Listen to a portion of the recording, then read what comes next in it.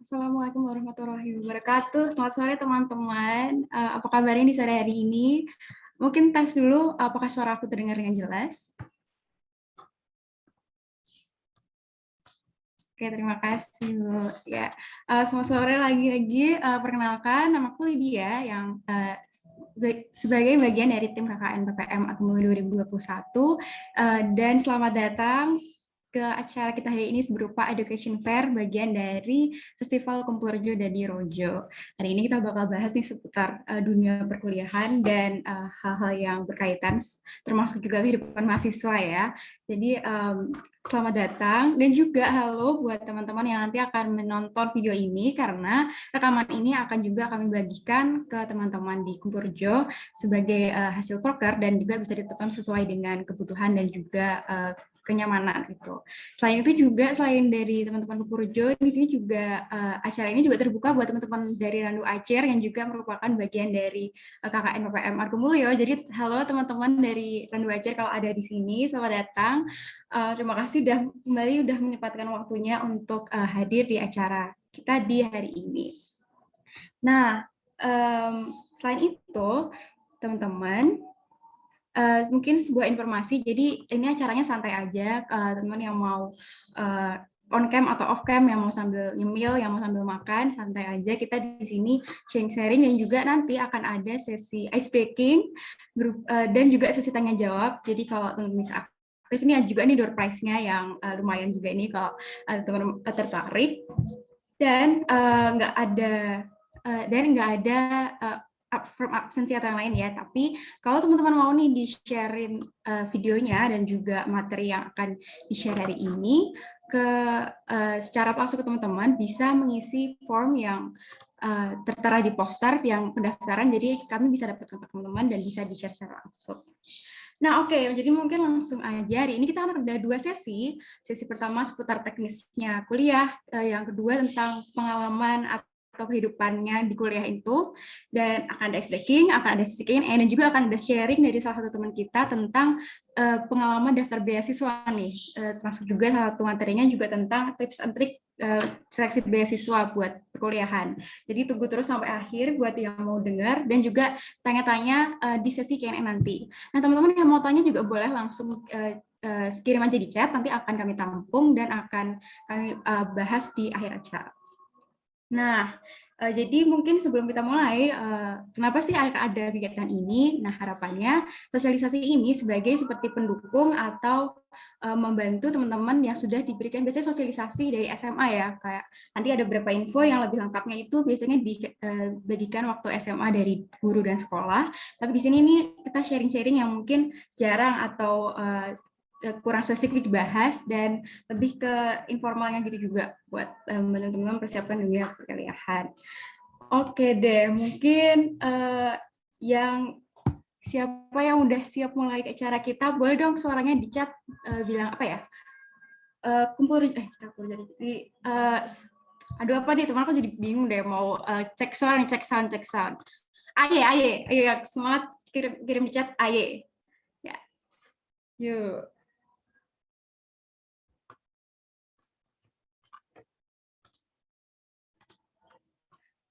Sip banget, oke deh. Nah, mungkin langsung aja aku share screen lagi.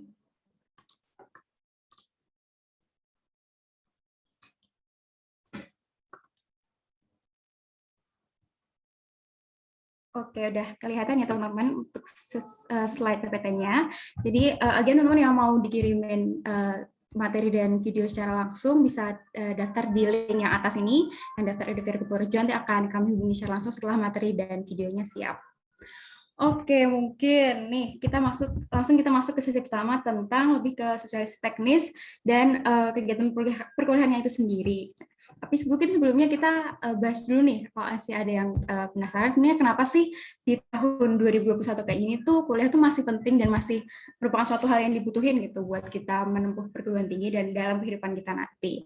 Nah, jadi kuliah itu kami lihat punya tiga manfaat, tiga aspek atau tiga dimensi manfaat. Yang pertama tentang kesempatan dan pekerjaannya gitu. Jadi Pertama, gelar sarjana itu masih menjadi standar buat banyak lowongan kerja dan kesempatan kerja dan syarat masuk kerja. Jadi kalau kita sudah menempuh pendidikan tinggi dan mendapat gelarnya, itu membantu membuka lebih banyak peluang dan juga kesempatan dalam mengikuti lowongan atau mengikuti seleksi lowongan pekerjaan. Selain itu juga dengan masuk ke perkuliahan, ini kita ada kesempatan buat eksplor lebih banyak bidang lagi nih. Walaupun kayak setelah kita SMA kan lebih banyak nih pelajarin, tapi yang waktu kita kuliah itu lebih spesifik dan juga lebih luas di saat yang sama. Misalnya nih teman-teman udah tertarik di bidang biologi gitu, karena suka tubuh manusia, suka dissect yang di hewan kodok kayak gitu-gitu ya. Tapi itu setelah masuk di perkuliahan ternyata bidang biologi itu nggak cuma di situ aja, tapi juga misalnya bahas tentang lingkungan yang mungkin kita nggak tahu waktu kita masih di SMA atau di sekolah, dan itu bisa mengeksplor sebenarnya kita minat juga nggak sih di situ gitu. Dan terakhir adalah juga jadi dari dua itu lebih banyak pilihan dan peluang baik itu karir ataupun kayak target-target di kehidupan kita setelah itu. Nah, di bidang yang kedua adalah soal ilmu dan pengetahuannya nih. Jadi dengan tadi ya kita kuliah itu belajar ilmu yang jauh lebih dalam dibanding saat SMA atau saat SMP, yang mana ini dengan peningkatan ilmu itu juga membuat kemampuan berpikir kita itu lebih logis, lebih sistematis, dan lebih kritis gitu, karena didasari banyak ilmu kejuruan akademis yang membantu mengolah membantu mengolah kemampuan berpikir kita juga. Selain itu, nih teman-teman yang mungkin mau jadi akademis atau punya karir di pendidikan, nah perguruan tinggi atau pendidikan tinggi dari universitas itu merupakan salah satu jalan atau syarat dalam menuju kelanjutan atau karir pendidikannya itu. Jadi yang mau jadi guru, dosen itu sangat bantu buat dapat gelar atau pengalaman perguruan tinggi. Dan yang terakhir nih yang juga gak kalah penting dari manfaatnya kita berkuliah adalah pengembangan diri sendiri atau pengembangan non akademis dan non teknis gitu ya. Karena dengan adanya kuliah itu juga meningkatkan pola pikir kita juga kayak tadi, dan soft skill serta mendewasakan diri kita, melatih kita untuk jadi orang-orang yang di masyarakat itu bisa kita latih itu waktu kita kuliah. Dan gimana sih caranya? Karena ada banyak kesempatan untuk kita berkembang dan belajar lewat pengalaman seperti berorganisasi atau ikut UKM atau di laboratorium fakultas dan lain-lain itu yang bisa membuka kesempatan kita untuk mengembangkan diri lagi. Dan terakhir juga, ini nih yang juga lumayan nih yang mungkin orang nggak jarang ingat gitu ya kalau ngomongin belajar satu kuliah, itu adalah relaksi dan koneksi, di mana dengan kita masuk ke universitas atau perguruan tinggi dan kita menemukan banyak orang baru atau kita join organisasi, kita join UKM itu kita ketemu orang-orang yang mungkin nggak akan bisa kita temukan kalau kita nggak ikut dan nggak join kegiatan itu. Dan itu bisa lumayan banget relasi dan koneksinya karena bisa juga membantu kita saat kita membutuhkan di masa mendatang dengan adanya teman-teman yang kita kenal dari kegiatan ini juga. Nah mungkin sambil disclaimer juga pengingat juga ya, jadi kan nggak semua itu sempurna, jadi bahkan perguruan tinggi dan perkuliahan itu juga belum sempurna, masih ada kekurangannya, seperti mungkin kita udah bayar UKT mahal-mahal atau bayar biaya tinggi, tapi kok dosennya nggak masuk-masuk nih, atau aduh kok belajarnya kayak materinya cuma dikasih PPT, habis itu terus belajar sendiri kayak gitu kan, kayaknya kayak malah jadi sia-sia gitu ya kita kuliah. Tapi memang itu semua merupakan beberapa kekurangan yang pasti ada di banyak tempat, jadi tapi juga di saat yang sama enggak menghalangi berbagai manfaat tadi yang bisa kita terima dari kuliah. Namun juga nih kuliah itu enggak menjaminkan kita langsung pasti jadi pintar, pasti jadi sukses. Ya enggak juga, karena itu merupakan juga bagian dari kita hidup dan juga berkembang dan mencari pendidikan. Jadi itu merupakan tergantung dengan gimana kita mengolah dan mengelola apa yang dapat kita pelajari di kuliah itu untuk kehidupan selanjutnya. Jadi bahkan kalau yang kita belum kesempatan untuk berkuliah itu juga bisa dapat kesempatan di tempat lain. Tapi kalau kita punya kesempatan berkuliah itu bisa sangat bermanfaat banget kalau kita kelola dengan baik. Nah masuk nih kalau yang misalnya kita mulai persiapin kuliah tuh kayaknya ini mulai teknis ya. Ini sih yang aku lucu banget kalau nginget aku dulu waktu kuliah sebelum dulu waktu SMA sebelum kuliah itu dulu nggak tahu namanya PTK. Mungkin teman-teman di sini ada yang dengar, udah ada yang belum ada yang dengar juga. tapi kedinasan itu aku baru tahu waktu ada temanku yang udah daftar. Jadi kayak temanku udah daftar, udah OTW seleksi gitu, kayak kedinasan itu apa ya gitu. Kayak jadi ini telat banget dulu aku informasinya. Jadi mungkin membantu kalau teman-teman ada yang ke pengalaman sama juga yang masih belum terlalu paham, ini ada perbedaan antar perguruan tinggi di Indonesia yang dikenal PTN, PTS, dan PTK. Nah, jadi sesuai namanya, PTN dan kedinasan ini lumayan mirip karena diselenggarakan oleh pemerintah. Namun bedanya PTN itu nggak punya afiliasi atau nggak diadakan atau nggak disuruhkan oleh sebuah lembaga pemerintahan yang spesifik. Sedangkan untuk yang kedinasan ini yang spesifik, jadi mereka yang mengadakan itu suatu kementerian atau lembaga tertentu di pemerintah, dan keduanya juga dibiayai sepenuhnya oleh pemerintah ini. Maaf, yang kedinasan juga dibiayai sepenuhnya oleh kementerian atau lembaga pemerintah tersebut. Jadi bisa kuliah dengan biaya murah atau bahkan gratis. Yang PTN juga, tapi biasanya lebih ke dibantu, bukan dibiayai sepenuhnya, namun juga sangat dibantu dalam hal pembiayaan kuliahnya. Nah, tapi perbedaannya nih teman-teman, buat yang PTN itu universitas atau perguruan tingginya itu biasanya punya jurusan atau program studinya yang banyak dan juga unggulan. Jadi pilihannya banyak dan ada beberapa yang unggulan dari universitas tersebut. Sedangkan kalau di PTK atau kedinasan itu yang dipelajari di sana jurusannya itu jarang ada di PTN dan PTS karena adanya ya ada di kedinasan itu aja. Baru yang sama dengan PTN itu PTS. Jadi again universitasnya pilihannya banyak dan juga ada keunggulannya sendiri. Namun bedanya kalau swasta, selain namanya ya itu diselenggarakan oleh lembaga atau pihak swasta yang makanya punya stereotip lebih mahal nih karena nggak dibiayai oleh pemerintah. Jadi tidak ada campur tangan pemerintah di situ sehingga semua biayanya mandiri dan kebanyakan dibebankan kembali ke mahasiswa. Nah, mungkin yang biar lebih jelas lagi, ini ada beberapa contohnya untuk instansi dari tiap kategori gitu ya. Dan mungkin ini juga nih yang menarik dan mungkin masih banyak yang belum tahu juga adalah istilah-istilahnya yang cukup banyak yang dipakai di Indonesia gitu. Ada universitas, ada institut, ada sekolah tinggi, ada akademi yang namanya mirip-mirip tapi ternyata serupa tapi tidak sama nih teman-teman. Nah, tadi universitas itu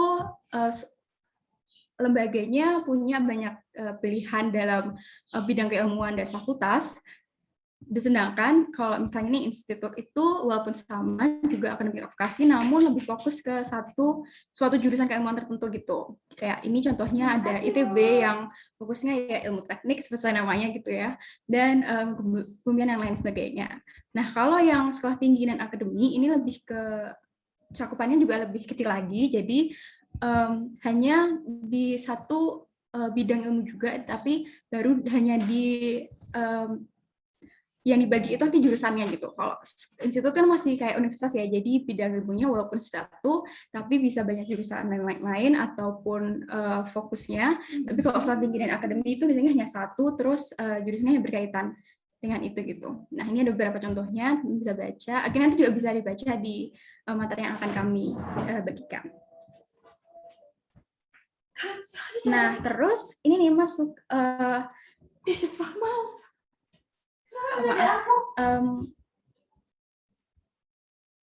ya oke. Nah karena kebetulan kami dari tim KKN-nya dari UGM, dari sebuah PTN, jadi kami akan banyak bahasnya ini yang soal perguruan tinggi negeri ini, dan juga nanti akan sedikit tentang swasta.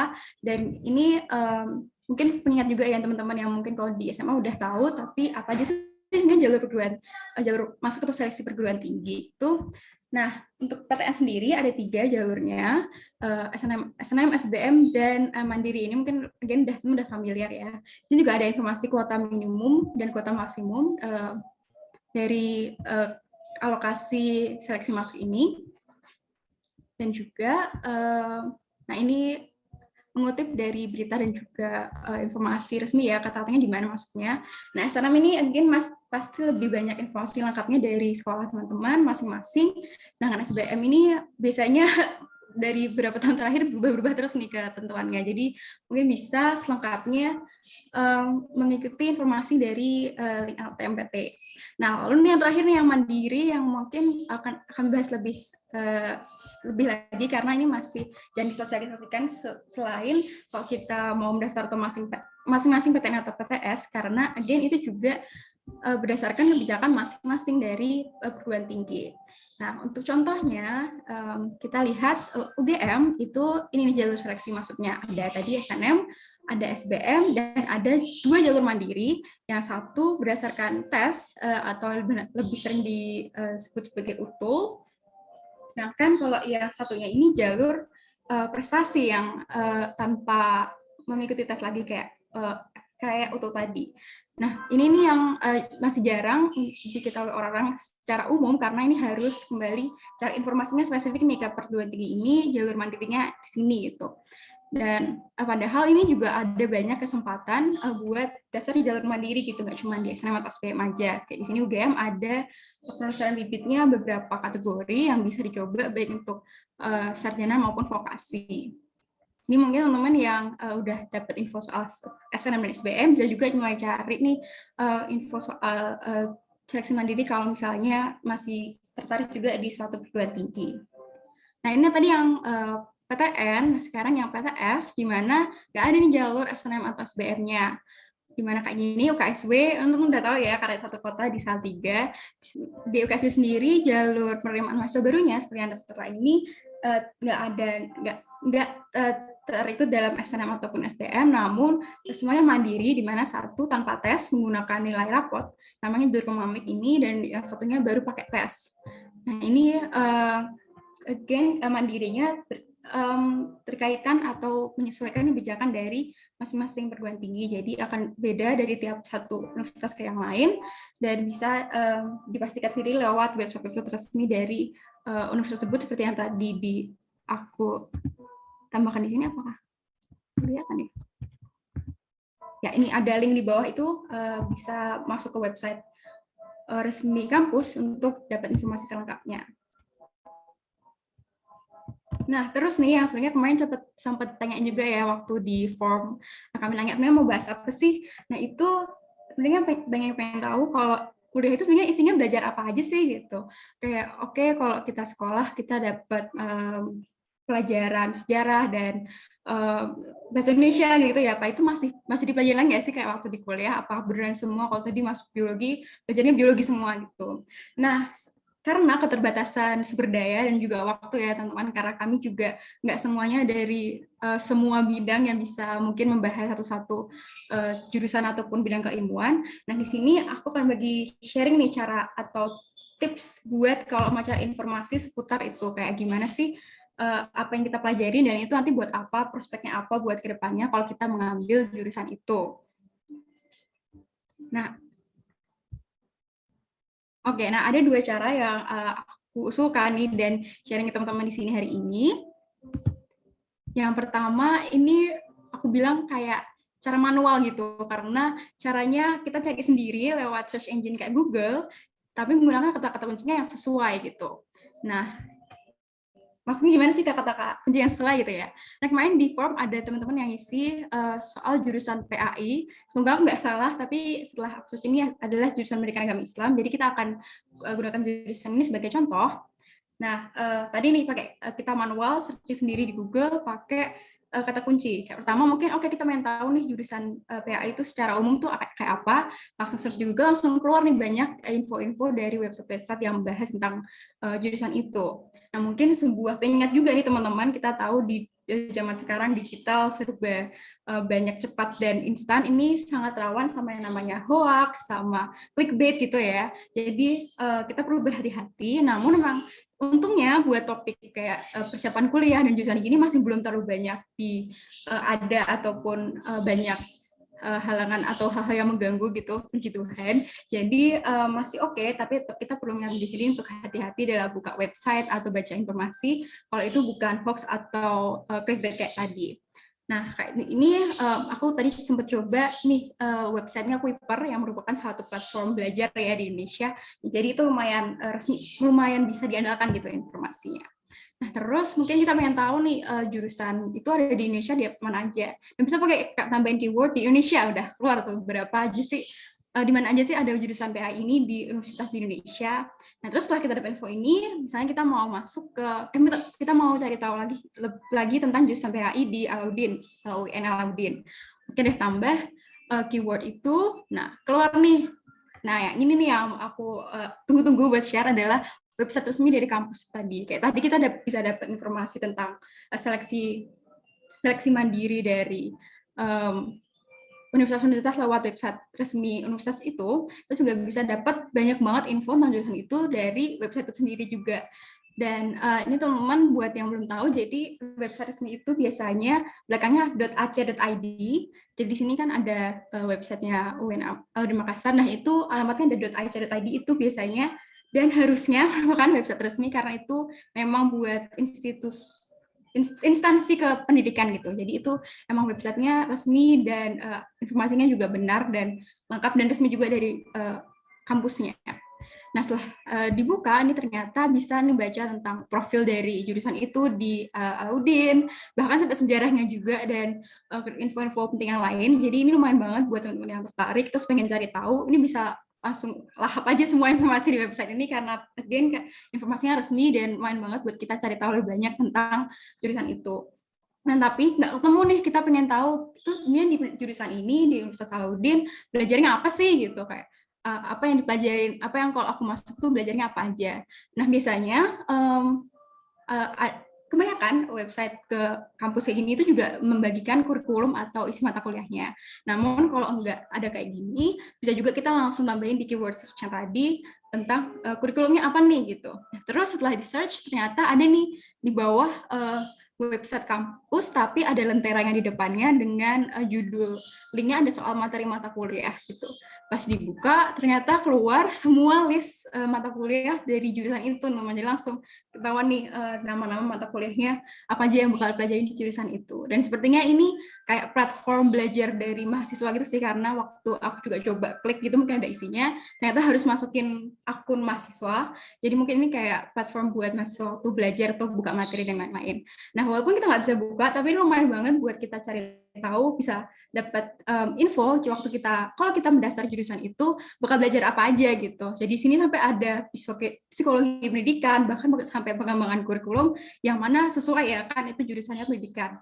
Jadi dengan itu kita udah tahu waktu kita emang memutuskan mau ngambil jurusan itu, oh nanti kita bakal belajar tentang ini nih gitu. Walaupun cuma dari sebatas judul mata kuliah aja ya, tapi itu udah banget juga, apalagi buat pertimbangan saat kita membandingkan dengan jurusan-jurusan lain gitu.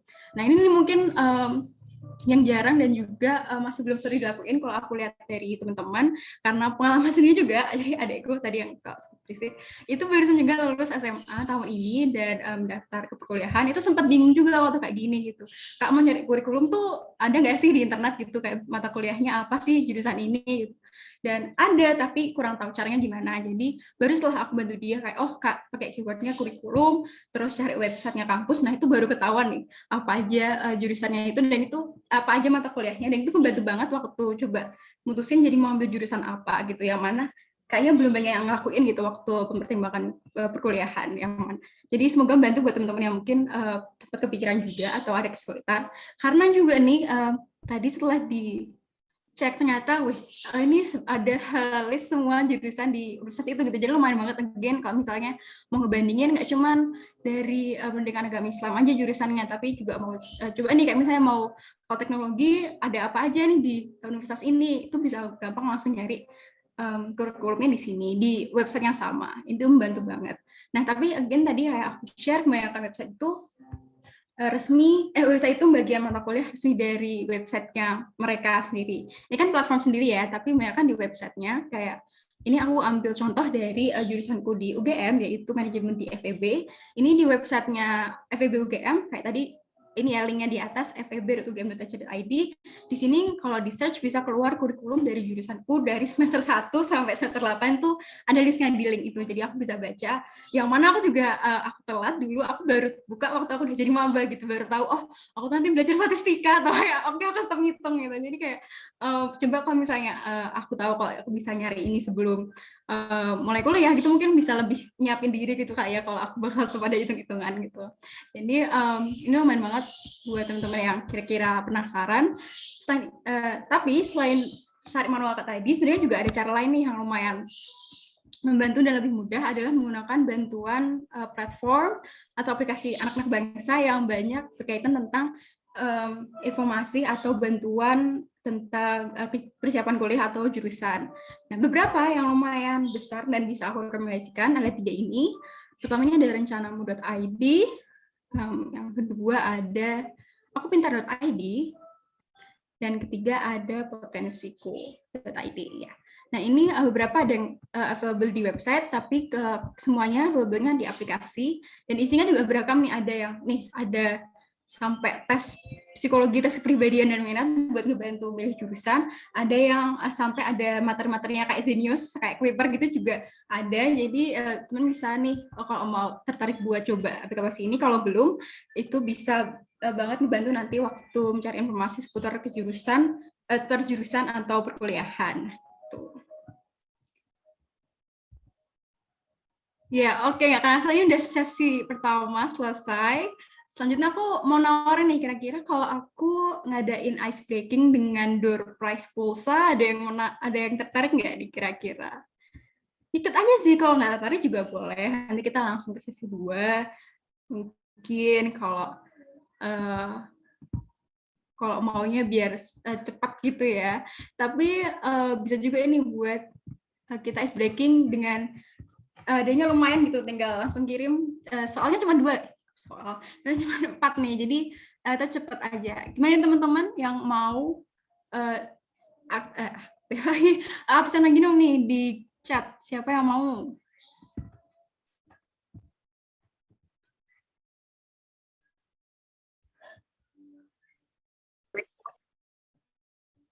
Oke, selamat datang juga buat teman-teman yang mungkin baru hadir. Oke, ini santai aja.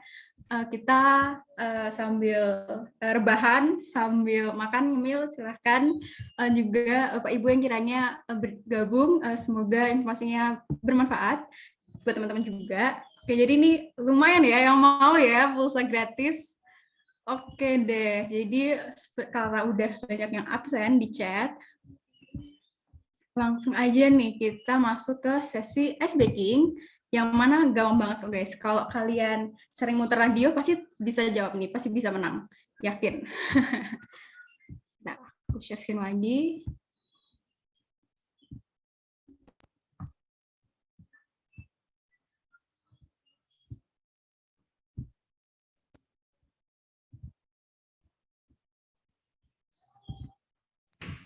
Oke, yes, kita bakal tebak-tebakan lagu dari clue lirik yang akan aku kasih ke teman-teman. Jadi, teman-teman yang nonton ini videonya setelah selesai nggak bisa ikut ya, tapi buat teman-teman di sini yang udah hadir menyempatkan waktu nih, aku kasih kesempatan buat dapat hadiah pulsa buat yang dapat poin sebanyak-banyaknya. Yang mana ini nih, nanti akan aku kasih lirik yang belum lengkap, ada kata-kata yang hilang. Nah, buat teman-teman yang bisa nebak tiap kata bakal dapat 1 poin, yang bisa nebak judul lagunya dapat 1 poin, yang bisa nebak penyanyinya siapa dapat 1 poin lagi. Tuh, nah, teman-teman yang bisa langsung lewat chat aja, atau kalau yang mungkin kesulitan chat mau on mic terus teriakin jawabannya juga boleh, nggak apa, nih aku siap buat nyatet. Nanti siapa yang paling banyak dapat poin bakal dapat door prize pulsa dari kami. Dan juga nih ada bonus nih kalau teman-teman ada yang tertarik, 2 poin lebih banyak kalau misalnya mau on mic terus nyanyiin bagian lagunya, atau nggak usah bagian itu juga, tapi lagunya sendiri langsung dikasih 2 poin nih buat teman-teman. Oke. Are you ready? Oke, ini ya. Nanti akan aku share soalnya, terus teman-teman bisa langsung aja jawab di chat atau di on mic. Gampang-gampang kok guys. Oke. Oke, masuk ke lagu yang pertama, ada potongan ini nih. Kudu kayaknya salah milih lagu ya, itu kata pertama udah spoiler banget gitu. Yang tahu lagu apa, yang tahu itu yang aku tahu. Bertaut ya, Kak? Halo? Halo? Aldila ya? Halo, Kak? Halo. Oke, Aldila ya tadi yang jawab? Amalia.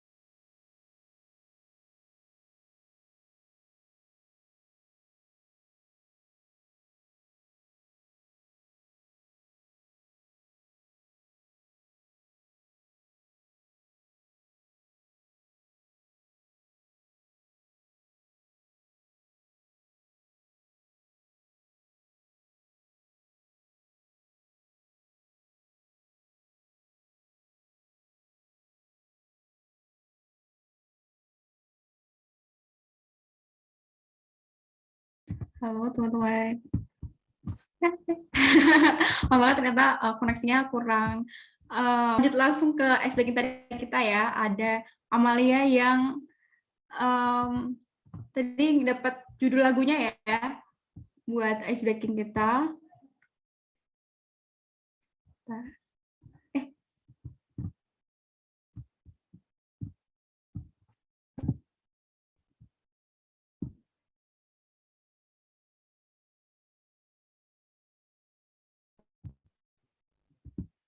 Oke, main atau teman-teman yang tahu juga bisa langsung tolong kirim ulang chatnya ya kalau tadi udah jawab karena aku tidak ada di sini tadi. Ada nggak nih lumayan nih Amalia udah dapat 1 poin buat judulnya. Teman yang lain, suaraku udah kedengeran lagi nih teman-teman. Oke, mantap. Lanjut lagi ya, Amalia. Oh, ini kayaknya fansnya ya. Pas banget deh. Berenang di kepala, lucu banget sih liriknya. Keren banget. Si penyanyinya ini bisa bikin liriknya yang keren banget sih. Aku salut banget. Oke, Amalia udah dapet 2 poin ya, teman-teman. Ada yang, ini teman-teman yang lain nih ternyata pengen pulsa. Oke, masih ada 1 kesempatan buat teman yang mau jawab penyanyinya.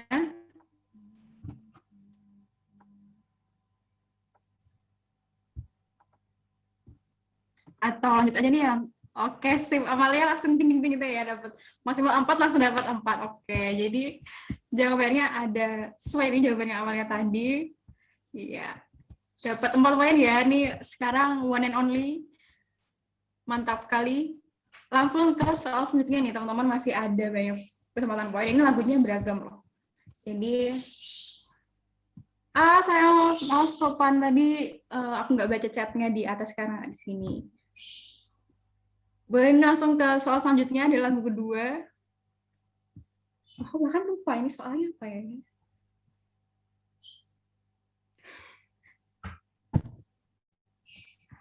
Oke, kenangan. Benar atau tidak? Ting, ting, ting, ting. Bentar ya guys, aku cek kunci jawaban. Karena aku lupa.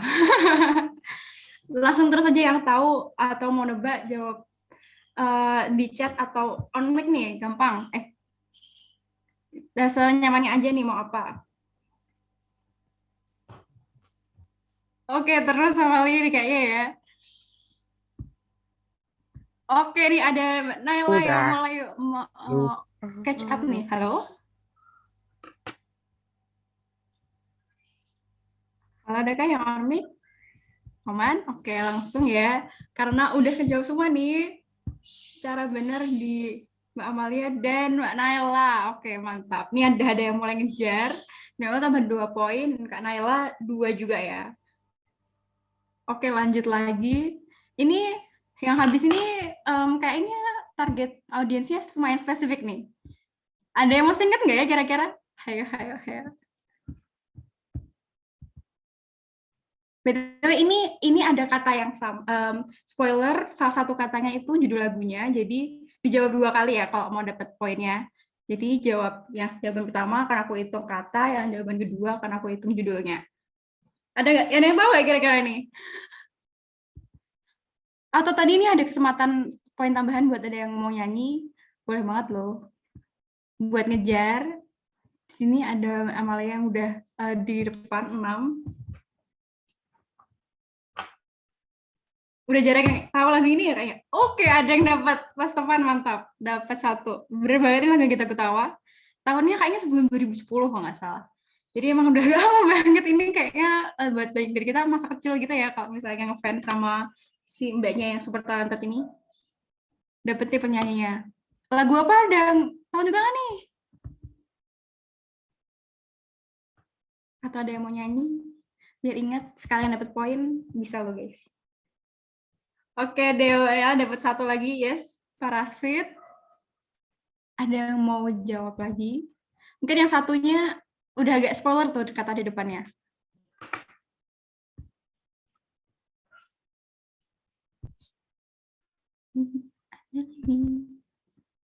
Atau aku tunggu 1 menit lagi. Oke deh, selesai ya. Nggak selesai, deh. Masih ada satu lagi loh. Judulnya apa nih judulnya? Siapa nama satu ya? Oke, langsung masuk juga ke Naila. Jadi ini lagunya Parasit. Kalau nggak salah tadi aku baca 2009, teman-teman. Kalau misalnya masih ada yang ingat, itu lagunya asik banget. Videonya juga lucu banget gitu, ngomongin ke Kutub Utara. Terus masuk langsung ke soal yang terakhir nih. Jadi Kak Naila yang mau ngejar atau Mbak Amalia yang mau mempertahankan posisinya, Mas Topan juga kesempatan terakhir. Ini lumayan baru nih. Jadi beda lagi sama yang tadi. Oke, langsung satu lagi nih bener warna yang pertama ya, yang pertama. Oke, oke, semuanya satu-satu. Mantap kali. Oke, bener ya. Jadi ini lagu yang monokropnya Tulus yang lumayan lebih baru. Dan liriknya lumayan kritis banget ya, mantap banget. Oke, terima kasih teman-teman yang udah join ice breaking-nya. Kalau berdasarkan perhitungan terupdate terakhir, juara ada di Mbak Amalia dengan 8 poin, mantap banget. Tepuk tangan yuk. Mana sih ini? Virtual virtual virtual tepuk tangan deh. Tepuk tangan itu ya reaksinya.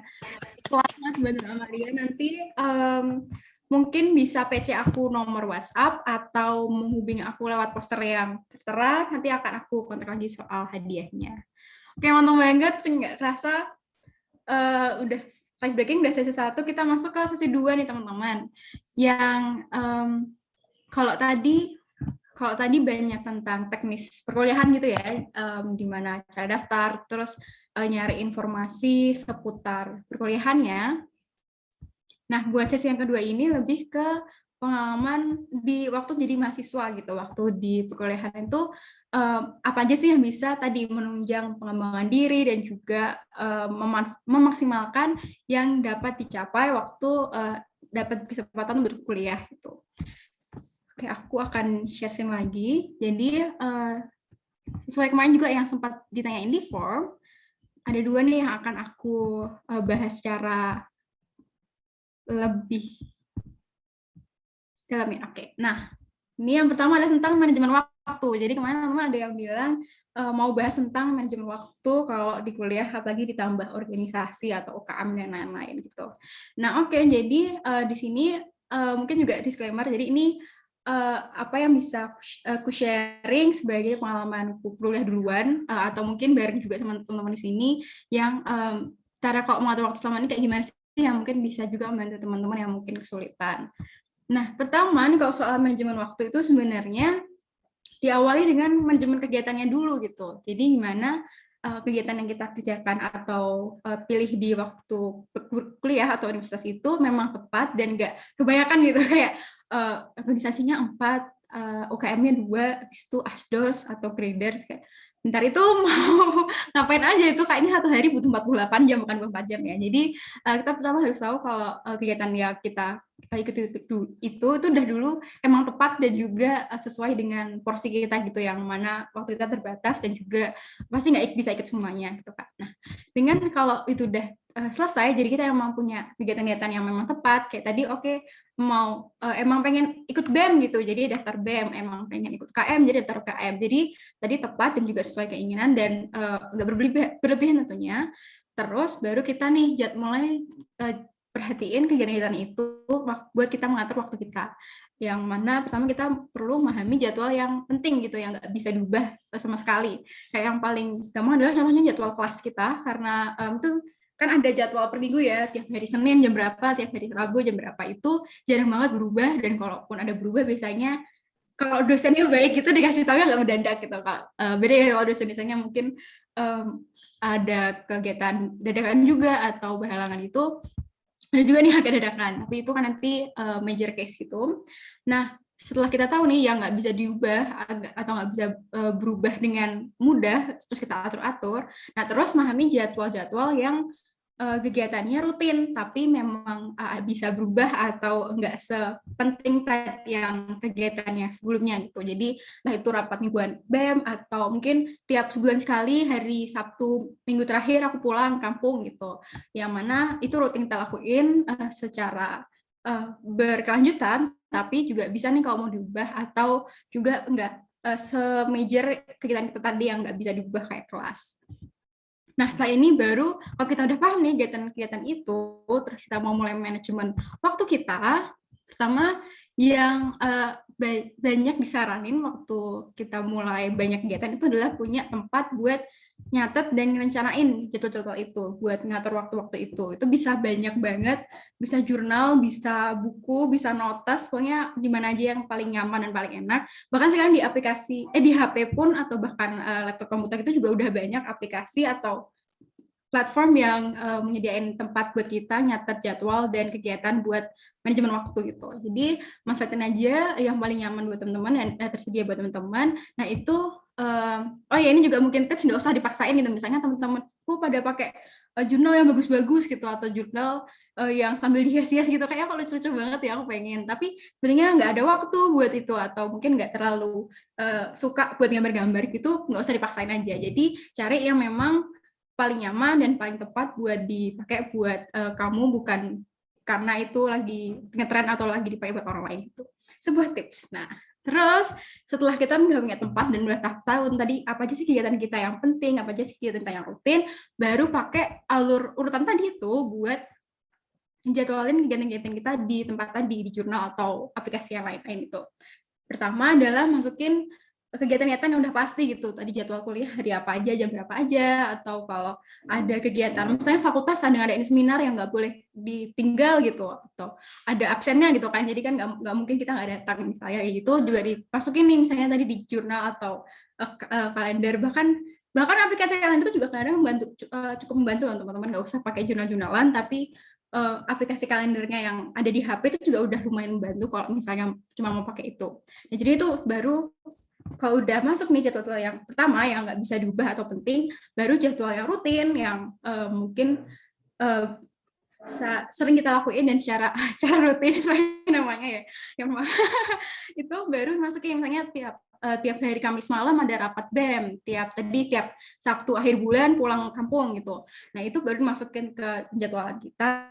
Nah, setelah itu udah masuk, baru nih kegiatan-kegiatan yang emang berubah-berubah dan bukan periodik, tapi sirkumstansial, jadi atau kondisional ya di sini ya tulisnya, dimana itu ya cuman dilakuin kalau emang dibutuhin aja, misalnya nugas atau kerja kelompok buat kelas tertentu atau ketemu sama teman gitu, atau mungkin mau jalan-jalan, itu juga suatu kegiatan yang mungkin orang anggap kayak buat apa dijadwalin, buat apa diatur, tapi kalau misalnya kita mau mencapai manajemen waktu yang oke, yang baik, bisa banget juga itu dimasukin ke tempat jadwalan kita tadi itu, entah itu notes, kalender, aplikasi dan lain-lain, karena itu bakal ngebantu banget, karena kayak oh ya aku tahu besok aku diajak nonton nih atau aku diajak jalan nih sama teman-teman besok sore, jadi ya kalau ditawarin diskusi atau kerja kelompok di waktu itu kita tahu itu nggak bertabrakan dan bisa ngatur waktunya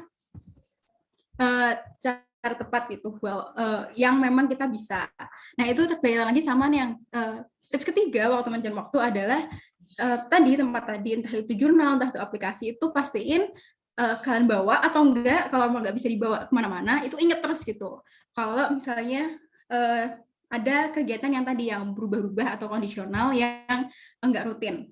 Nah, dengan cara gitu, kalau kayak tadi nih contohnya kita udah tahu besok nggak bisa, besok sore, jadi jangan ngokrain diskusi di hari yang sama gitu atau jam yang sama. Dan dengan cara itu baru kita bisa mastiin emang semua kegiatan kita tuh nggak ada yang tabrakan, itu udah ada yang bisa maksimal buat kita kerjain juga di waktu yang kita juga bisa. Memang kadang-kadang bakal ada yang tabrakan beneran, kayak misalnya tadi ada Kamis malam ada BEM, tapi Kamis malam kelompokku mau diskusi, itu semuanya bisa deh itu selain aku. Nah itu memang sesuatu yang normal gitu teman, jadi jangan khawatir kalau misalnya sampai kayak gitu, apalagi waktu kita udah berusaha bilang misalnya teman-teman aku Kamis nggak bisa gitu, jangan hari Kamis dong.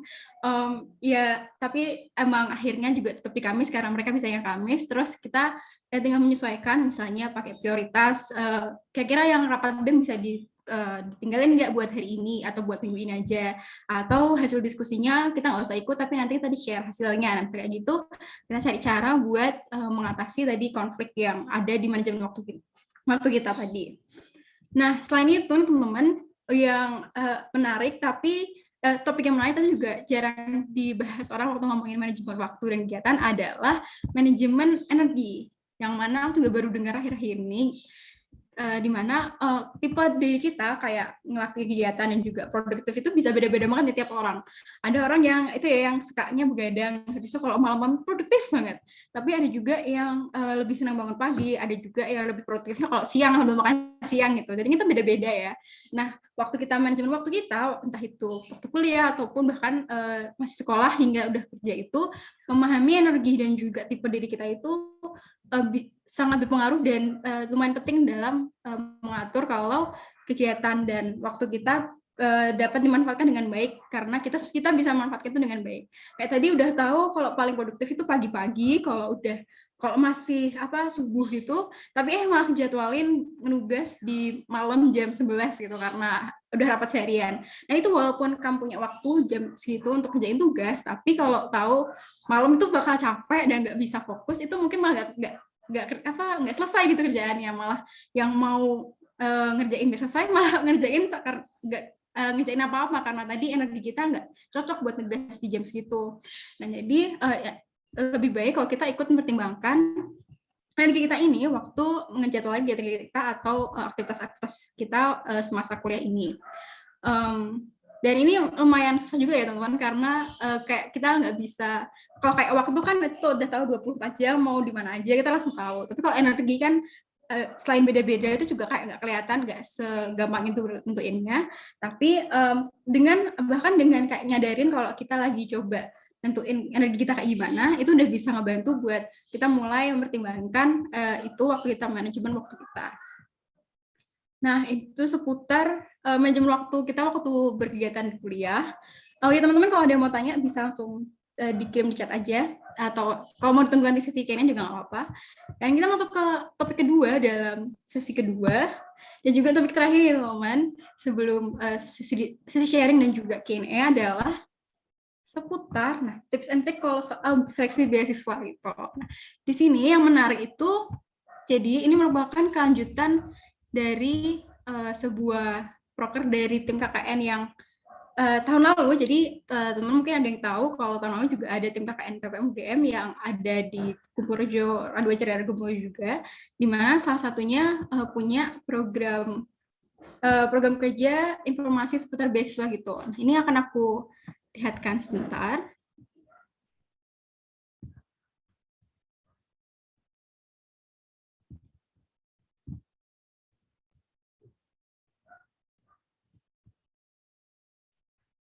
Oke, semoga udah kelihatan ya. Nah, ini satu hasil proker KKN tahun lalu, yang mana ini lumayan lengkap banget informasi seputar beasiswa tuh ada apa aja sih di situ, apa yang dikasih dan seleksinya apa, syaratnya apa, itu banyak banget informasi di sini. Nah, nanti akan aku share juga bareng sama materi hari ini dan juga rekaman hari ini buat teman-teman yang mau baca-baca tentang beasiswa-beasiswanya, dan akan aku usahakan bisa kalau misalnya ada update-update terbaru dari tahun lalu ya, karena tahun 2020. Jadi ini kalau ada perubahan ataupun update yang lebih baru akan aku usahakan tambahkan.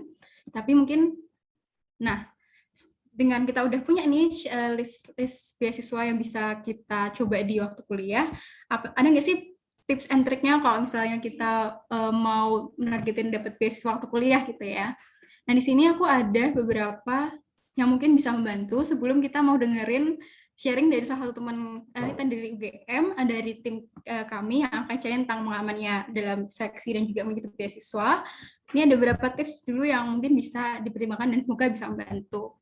Nah, pertama ini adalah kalau udah tahu nih mau targetku punya beasiswa waktu kuliah, ini cari tahu semua informasi dan keperluannya seawal mungkin gitu, sebisa mungkin, sedini mungkin gitu. Entah itu kayak tadi baca-baca list beasiswanya dan kapan, apa aja beasiswa tuh ada apa aja gitu yang aku mau daftar, sampai kalau udah nemu misalnya aku mau beasiswa Kemdikbud nih menurutku yang lumayan besar ya beasiswanya.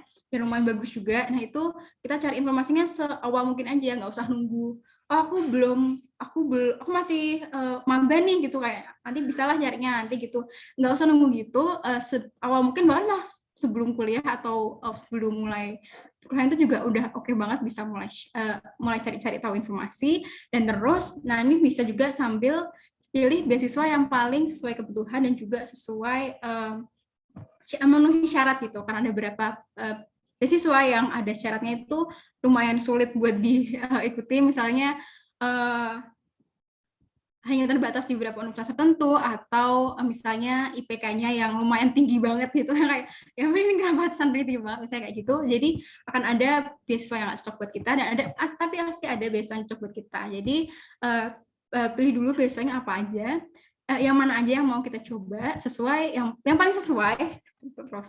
Dan terus pelajari nih semua informasinya, kayak tadi isinya apa aja sih kegiatannya, selain dapat misalnya bantuan finansial, ada nih nanti program-program mentoring atau training gitu, atau ini yang ada itu juga siapa sih gitu, kayak tadi Kemdikbud, itu di Kemdikbudnya itu kayak gimana prosesnya dan lain-lain. Terus ini juga penting proses seleksinya kayak gimana, timeline-nya, jadwalnya kapan aja nih mulai buka, mulai tutup.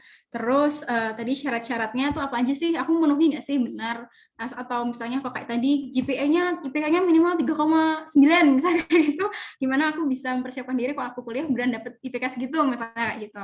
Dan juga nih yang lumayan insightful adalah cari testimoni dari penerima-penerima sebelumnya gitu, yang mana biasanya banyak tuh yang nge-share di internet lewat blog, atau mungkin sekarang lebih biasa microblog di Instagram, sosial media gitu ya. Itu bisa cari pakai keyword kayak tadi di Google, bisa lewat hashtag, dan bisa cari testimoni dari penerima-penerima sebelumnya kayak gimana sih. Mungkin nanti ada yang sharing, oh dulu waktu wawancaranya asik gitu, bahasnya ini, atau dulu waktu seleksi berkas dibantu banget nih sama pihak di sana waktu aku salah, kayak gitu kan. Itu walaupun cuma info-info sedikit, tapi lumayan insightful, bisa ngebantu waktu dalam proses seleksi kita sendiri gitu. Jadi yang jangan ditinggalkan, jangan dilewatkan kalau lagi persiapan besok itu juga ini nih, nyari testimoninya. Nah itu kan pre-seleksi gitu ya. Nah setelah kita udah tahu besok mau apa, terus udah dapet informasinya dan mau siapin diri, itu apa yang sebaiknya kita lakuin. Nah pertama ini juga sama kayak tadi, selain informasinya udah kita tahu sejak dini, berkas-berkasnya itu juga sebaiknya udah kita persiapin sejak dini nih gitu. Ada beberapa berkas yang itu biasa diminta sama pihak beasiswa atau pihak penyelenggaranya, itu diantaranya rapot atau transkrip nilai. Nah biasanya kalau beasiswa semester 1 kan ada juga nih banyak teman-teman beasiswa yang tersedia buat mahasiswa semester 1 itu dimintanya nilai rapot waktu SMA, tapi kalau udah mulai semester 2 ke atas itu yang akan diminta transkrip nilai sewaktu kuliah. Nah itu mungkin udah bisa dipersiapin ini, seenggaknya kalaupun belum dipersiapin tapi udah tahu kalau ada di rumah gitu, atau bisa dibuka atau ada di filenya di komputer kayak gitu, jadi nggak usah nyari lagi nanti. Sama juga dengan beberapa berkas yang lain kayak surat keterangan aktif mahasiswa atau surat keterangan udah diterima universitas, itu juga kalau maba. Terus ada CV atau resume yang bisa kita buat sendiri, ada ini bukti keterangan penghasilan orang tua, biasanya untuk beasiswa bantuan finansial itu pasti minta buat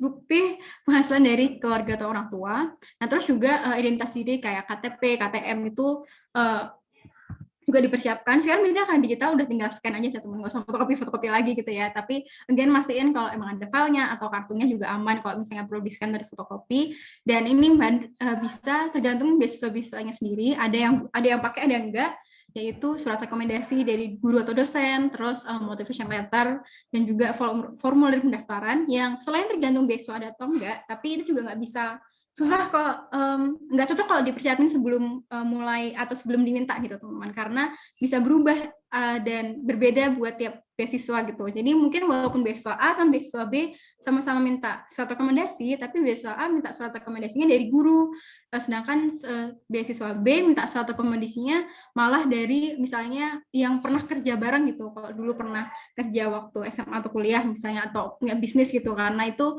beasiswanya tentang pengembangan bisnis, nah misalnya gitu kan bisa beda ya. Jadi sulit buat persiapin sebelumnya, tapi berkas-berkas yang lain ini biasanya emang diminta dan lebih baik kalau kita udah persiapkan. Nah, selain berkas-berkas ini juga waktu kita udah mulai masuk ke tahap seleksi ini, nah ini juga yang akan berbeda dengan tiap beasiswanya gitu. Tapi yang penting adalah dan yang tips paling besar adalah banyak-banyakin belajar dan cari tahu informasi tentang proses-proses seleksi itu. Ada yang panjang sampai 2, 3 bulan, 4 bulan itu seleksinya. Ada yang beneran cuman kasih berkas, habis itu wawancara sekali terus terima gitu juga ada. Jadi kita perlu cari tahu apa aja sih yang dibutuhin di beasiswa yang kita pengen. Nah terus tadi sesuaiin ke tiap-tiap itu. Tadi ada yang minta esai, mungkin bisa topiknya beda nih dari antara beasiswa A sama beasiswa B, walaupun dua-duanya minta esai. Ada yang wawancara, misalnya yang satu sendiri pewawancaranya, yang satu wawancaranya banyak, nah gitu. Ada juga seleksi tahapnya namanya FGD atau LGD, focus group discussion, yang mana kita diskusi sama orang, dan itu bisa jadi satu proses seleksi. Nah, jadi bisa banyak banget kemungkinan dan juga perbedaan dari antar beasiswa, tergantung penyelenggara dan juga program dan lain-lain. Nah, mungkin buat bisa dapat info langsung nih dari kayak gimana sih proses dan seleksi selama ini yang mungkin pernah terlaksana atau pernah dicoba, kita bakal dengar sharing dari ini teman kita dari Teknologi Industri Pertanian UGM, Mas Wahid.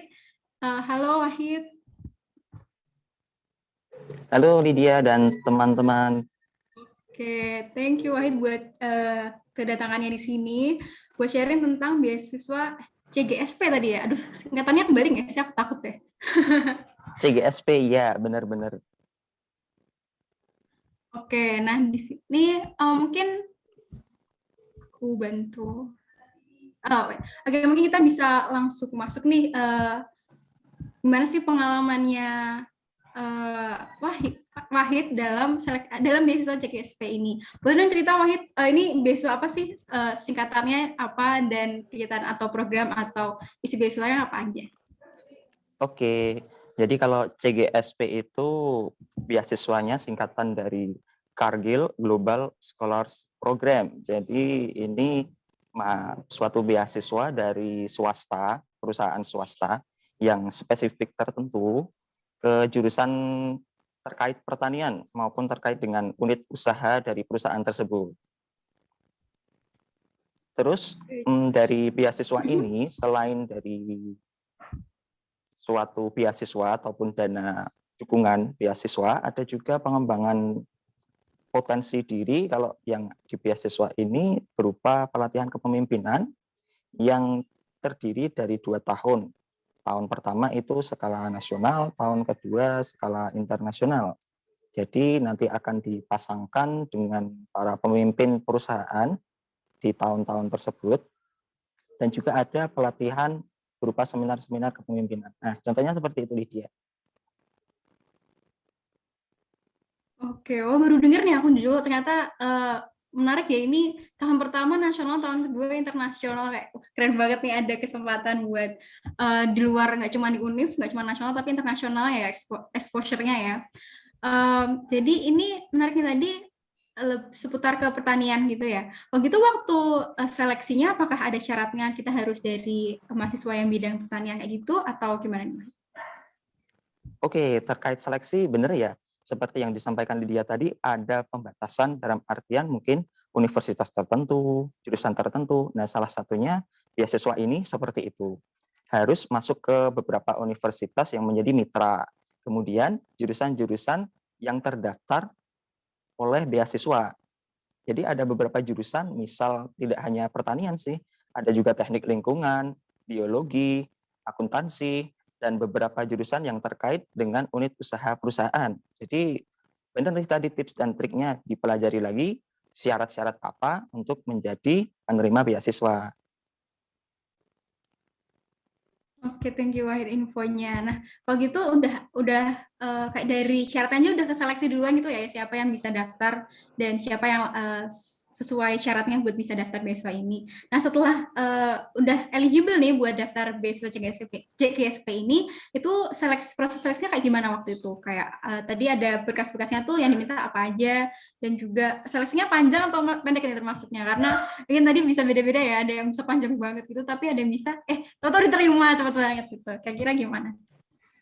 Oke, kalau beasiswa ini termasuk yang panjang karena secara administratif dikasih jangka waktu yang panjang, hampir 1 semester untuk pengumpulan berkas. Karena memang banyak berkas yang harus dikumpulkan dan juga semua dalam bahasa Inggris. Disubmit ke sistem yang disediakan, dan setelah diseleksi, nanti ada wawancara dalam bahasa Inggris juga.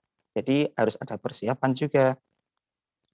Namun kalau sebelum beasiswa ini, aku juga pernah mencoba beberapa beasiswa. Jadi ini alhamdulillah yang kelima beasiswanya yang aku coba dan diterima. Tapi sebelumnya, 4 sebelumnya nggak diterima. Dan memang berbeda-beda ya dari masing-masing beasiswa. Itu ada yang administrasinya mirip-mirip, ada yang esainya mirip-mirip, tapi secara prinsip persyaratannya beda-beda. Dan juga penyelenggaranya beda-beda. Pernah dari pemerintah, pernah dari perusahaan swasta, pernah dari lembaga sosial dari Belanda. Tapi ya pada intinya sama, harus dipelajari dulu dan juga sebisa mungkin mencari informasi sejak dini. Benar banget Lydia. Sip, sip, setuju. Dan sebelum aku juga penasaran nih, tadi menarik banget ternyata Wahid baru percobaan kelima kalau bisa dibilang ya, baru bisa sukses buat dan diterima di beasiswa gitu. Sebelum aku tanya soal itu, soal CGSP lagi ini, kayak tadi itu ada tahun pertama nasional, tahun kedua internasional, ya aku pikiran terus ya, kayak keren banget. Nah itu setelah kamu jadi menerima, kira-kira apa aja sih manfaat yang kamu rasa keren banget gitu, atau bermanfaat banget, berguna banget buat kehidupan perkuliahan ataupun persiapan kerja nanti kayak gitu yang kamu dapat dari beasiswa ini? Oke, jadi manfaat yang selama ini sudah dirasakan, yang pertama adalah koneksi ataupun networking ataupun jaringan pertemanan yang nasional maupun internasional, serta jaringan bisnis, yaitu bisnis dari perusahaan Cargill, di mana ini adalah salah satu perusahaan multinasional yang itu salah satu pemimpin pasar. Jadi kalau teman-teman cari Cargill mungkin tidak banyak ditemukan karena memang perusahaan ini bergerak dari bisnis ditujukan ke bisnis, jadi bukan kepada konsumen langsung. Dan selain dari jaringan, ada juga pelatihan kepemimpinan tadi, yang materinya semuanya dan pelatihannya dari ya eksekutif di Cargill, bahkan sampai CEO-nya dari pusat di Amerika sana. Kemarin sempat Zoom meeting bareng ya, walaupun kondisi pandemi tetap dilaksanakan. Kalau tidak pandemi seharusnya sudah sampai ke Amerika Serikat atau ke mana gitu ya. Tapi ya alhamdulillah tetap bisa terlaksana kemarin, dan selain itu juga ada dana bantuan tentunya. Berkaitan sedikit yang tadi soal udah kamu singgung tentang walaupun ada pandemi tetap terlaksana gitu ya kegiatan beasiswa kayak gitu. Nah, kalau banyak juga nih aku dengar dari teman-teman kayak aduh ini pandemi sia-sialah daftar program atau daftar kegiatan yang harusnya offline tapi terus jadinya online, jadi kayak aduh berkurang gitu esensinya atau manfaatnya gitu. Gimana nih aku jadi pengen dengar gimana tadi CGSP ya, ampun aku takut banget singkatan tuh. CGSP tuh tetap memberikan kesempatan sampai exposure yang internasional walaupun seperti terhalang pandemi gitu ya.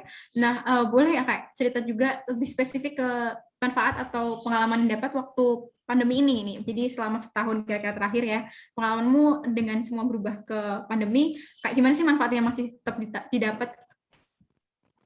Oke, jadi yang pertama ada 1 tahun kemarin itu ada mentoring dengan salah satu leader di Cargill. Kebetulan aku dipasangkan dengan yang dari bagian rantai pasok dan logistik. Dan itu dilakukan dengan daring juga. Jadi ya kayak seperti ini menggunakan media Zoom atau sejenisnya, dan ada penjadwalan nanti. Selain itu, di beberapa hari yang lalu nih, belum lama, ini ada yang untuk tahun kedua, yaitu seminar kepemimpinan internasional. Jadi pakai platformnya ya lebih berbeda ya, artinya lebih di private gitu, lebih di ya bahasanya dieksklusifkan, karena memang perusahaan private ini perusahaan privat bukan perusahaan publik. Jadi serasa eksklusif juga walaupun tetap di pandemi. Jadi alhamdulillah tetap terasa dari sisi manfaatnya dan sisi delivery materinya tetap ada. Seperti itu Lydia. Oke, thank you Wahid buat sharingnya. Jadi tadi gimana ya, nggak kita ngerasa dulu yang penting misalnya kalau biasanya tuh soal bantuan biayanya atau bantuan finansialnya, tapi apalagi di era sekarang tuh banyak banget manfaat-manfaat dari beasiswa yang non finansial atau non moneter yang bahkan setelah ada hambatan pandemi kayak gini tuh masih keren banget manfaatnya buat mengembangkan diri kita gitu ya sebagai mahasiswa gitu. Nah, berkaitan tadi nih, Wahid pengalamannya ternyata 5 kali seleksi beasiswa dengan penyelenggara yang berbeda, dengan program-program yang berbeda. Mungkin dari awal banget kamu dapat informasi dan informasi dan data tentang ada beasiswa itu dari mana aja sih? Dan sejak kapan gitu kamu persiapin ataupun ikut proses-proses seleksi ini? Oke, pada prinsipnya persiapan dari awal. Kalau informasinya beragam ya, ada yang dari share-sharean di grup organisasi gitu yang diikuti, di grup mahasiswa, di grup apa ya, ya semacam info-info beasiswa juga, itu kan banyak, ada semacam official account kalau di Line, dan kalau di grup-grup WhatsApp juga ada yang membuat semacam informasi beasiswa juga, dan tentunya pengumuman resmi di kampus. Jadi di mading-mading kampus, di mading-mading kampus masing-masing itu rajin-rajin cek aja, seperti itu. Oke, sip. Bener ya tadi menarik buat dapat informasi tentang beasiswa tuh sumbernya bisa banyak dari yang resmi dari fakultas atau instansi universitas itu. Kalau kita cari buka-buka Instagram atau sosial media itu juga bisa berfaedah ya kalau kita bacanya informasinya kayak gitu nggak cuma nontonin artis-artis atau gosip-gosip gitu aja. Jadi menarik banget nih kalau kita yang belum follow-followan akun kayak kalau salah info beasiswa gitu-gitu ya itu lumayan banyak informasi tentang beasiswa ataupun kegiatan-kegiatan yang bisa bermanfaat gitu. Nah setelah udah tahu nih info dan Wahid akhirnya daftar ikut seleksi sampai 5 kali kayak gitu, pasti kan tadi ya berbeda-beda ya buat persiapan dan tahap-tahapan seleksinya, ada yang sama minta esai ataupun yang lainnya, ada yang panjang, ada yang pendek. Nah mungkin boleh nih Wahid ceritain pengalaman yang paling ingat gitu atau paling memorable dalam seleksi 5 kali itu, adakah misalnya wawancaranya yang galak atau esainya sampai disuruh 5 halaman kayak gitu, atau entah itu yang mungkin hasilnya kayak mungkin mengecewakan karena nggak diterima itu ya, atau mungkin dari CGSP juga apa sih nih pengalaman yang mungkin memorable dari Wahid waktu coba jadi pejuang beasiswa? Oke, ya Lydia. Jadi kalau di awal-awal dulu waktu mencoba pertama kali, itu yang kendala administrasi yang menjadi apa ya, sangat terkenang karena salah sedikit memahami administrasi yang diinginkan oleh pembuat beasiswa itu bisa fatal juga. Jadi seharusnya kan dulu pernah daftar suatu beasiswa dari suatu swasta, itu harus dikumpulkan ke UGM dulu, ke kampus dulu. Tapi aku malah langsung ngirim ke perusahaannya. Nah, itu kan salah satu gagal paham dengan skema beasiswanya, salah satu itu memorable banget. Dan itu sebisa mungkin tidak keulang di percobaan selanjutnya. Tapi di percobaan selanjutnya ada suatu beasiswa yang itu input di web, dan ya itu juga baru pertama kali di situ. Dan dari situ aku ternyata salah input dan baru keinget setelah beberapa hari daftarnya itu. Ya, dan akhirnya belum lolos juga. Nah, itu jadi pelajaran juga. Dan di CGSP ini, nah aku habis-habisin tuh. Jangan sampai yang lalu-lalu itu terulang lagi, dimaksimalin gitu. Seperti itu dia. Menarik ya, ini aku menantikan kayak cerita-cerita kayak tadi gitu loh, yang lebih ke tahap seleksi OTW-nya gitu kan. Ternyata administratif di awal tuh juga sesuatu yang bisa urgent dan penting dan membahayakan sekali ya gitu ya kalau soal seleksi kita dalam beasiswa, karena kayak kalau dilihat sebentar itu gampang-gampang simple itu kan, tinggal upload, tapi kalau kita nggak teliti bisa break bad fatal gitu. Jadi tambahan tips dari Wahid kalau soal administratif jangan disepelekan gitu ya, tapi tetap diperhatikan dan juga jangan sampai malah menggagalkan kita karena kesalahan yang enggak yang kiranya sepele gitu. Nah mungkin nih buat penutup, thank you banget Wahid buat sharingnya. Mungkin apa nih dari Wahid tips atau saran atau closing statement terakhir dari pengalamanmu ikut tadi seleksi sampai 5 beasiswa sampai akhirnya dapat di CGSP gitu, buat kita dan kami yang mau mungkin mempersiapkan berdasarkan beasiswa atau lagi seleksi beasiswa sekarang, apa yang mau kamu sampaikan gitu kepada kami? Oke Lydia, jadi bagi teman-teman yang sedang berjuang mau kuliah maupun nyari beasiswa, di perkuliahan itu banyak sekali beasiswa yang bisa dicari dan diperjuangkan. Maka yang paling penting adalah memasang niat dulu. Niat mau ikut kuliah, niat mau nyari beasiswa, dan niat mau mendapatkan manfaat serta membantu orang tua dari beasiswa tersebut. Setelah itu berjuanglah sampai percobaan Anda kesekian kali berhasil.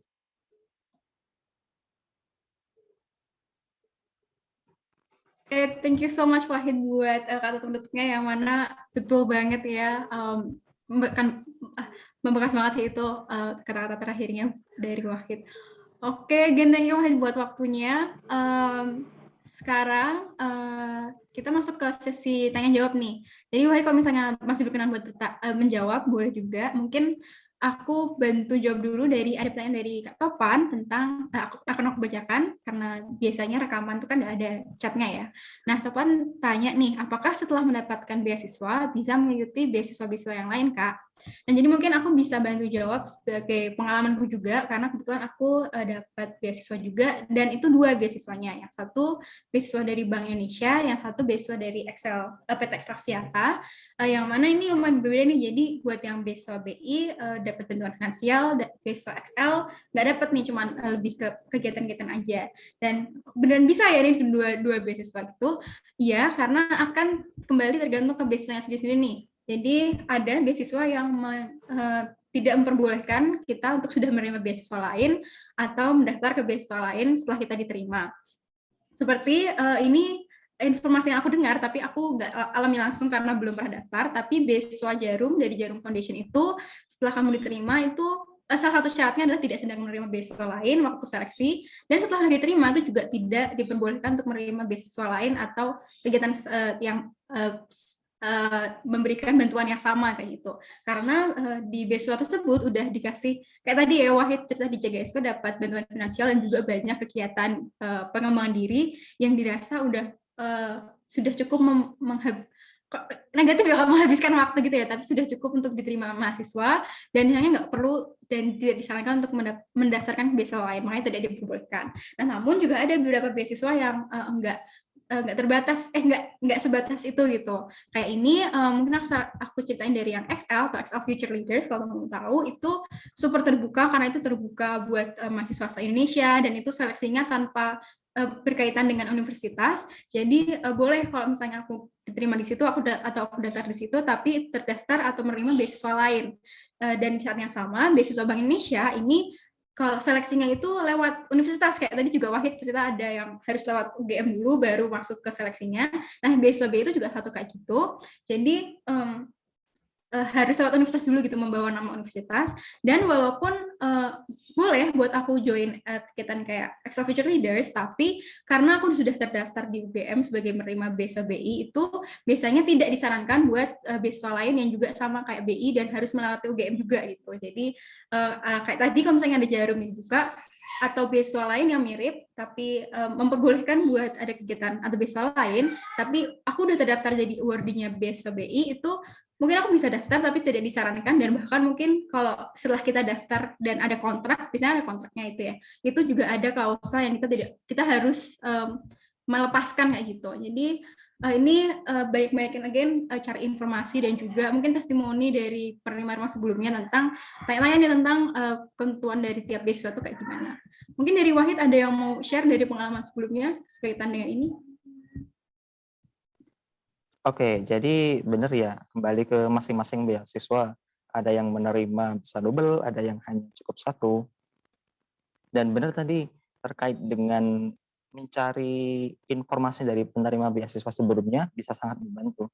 Nah, contohnya dari aku dulu sejak maba, itu sudah nyari-nyari info beasiswa dan memang dari himpunan mahasiswa maupun dari BEM, itu banyak mengadakan informasi-informasi sosialisasi beasiswa.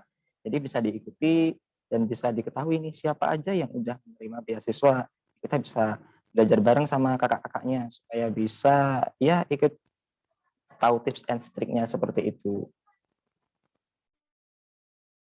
Oke, thank you Wahid buat jawabannya. Semoga membantu ya buat Topan di sini. Dan teman-teman kalau ada pertanyaan lainnya, bisa banget langsung kirim di chat. Kita masih ada waktu sekitar 6 menit sampai setengah 5. Buat yang mau tahu nggak cuma tentang beasiswa, tapi mungkin tadi pengalaman organisasi ataupun waktu dulu kan saat waktu kami seleksi gitu juga bisa banget nanti kita bakal bantu jawab dan sharing sebisanya kita gitu. Nah tapi mungkin kita tunggu sampai 4:27 gitu ya, sambil mungkin reminder jadi teman-teman makasih yang udah hadir, tapi kalau misalnya mau dikirimkan nah, kalau mau dikirimkan materi dan rekaman hari ini secara langsung itu, jadi nggak usah nunggu broadcast-nya mungkin ya dari tim KKN, bisa langsung daftar ke link pendaftaran yang ada di poster, atau di sini akan aku ketikkan dulu sebentar. Pastiin dulu biar nggak ditulis. Oke, jadi di link ini bisa daftarin nama dan juga nomor atau kontak teman-teman buat nanti bakal kami share materi yang udah di-share hari ini dan juga rekaman ini yang lagi teman tonton gitu. Kalau ada yang mau ditonton ulang atau rasanya tadi ada yang kelewatan. Nah, oke, mungkin kalaupun misalnya teman-teman belum ada pertanyaan gitu ya, bisa juga menghubungi aku terutama sebagai CP dan juga menanggung jawab kegiatan di kontakku yang sudah tertera di poster. Kayak akan aku sambil share ulang nih.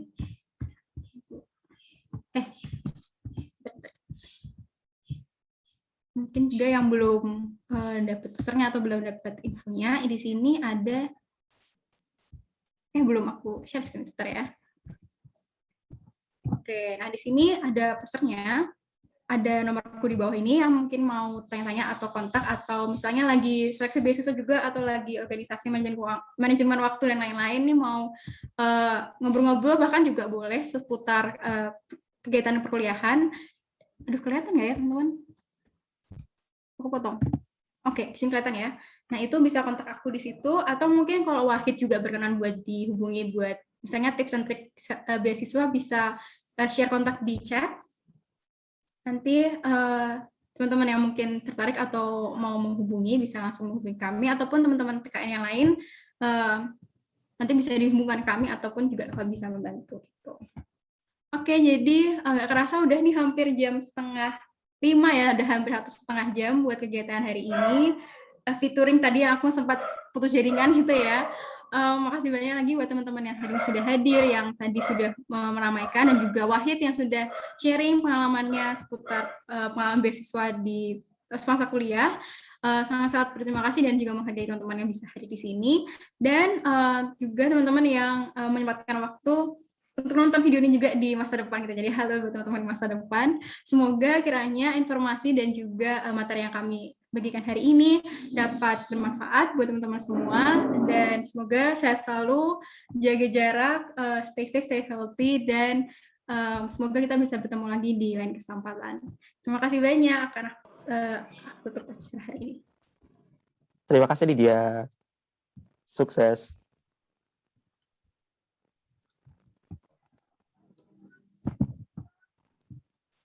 Oke, teman-teman yang mau meninggalkan ruangan juga udah boleh. Dan terima kasih buat waktunya, dan sampai ketemu di lain kesempatan. Terima kasih, Kak. Terima kasih. Ini ke depan raise hand, ada kayak mau tanyain dulu? Atau mungkin mau disampaikan? Nggak ada kah? Atau mungkin kepencet kali ya? Nggak apa-apa.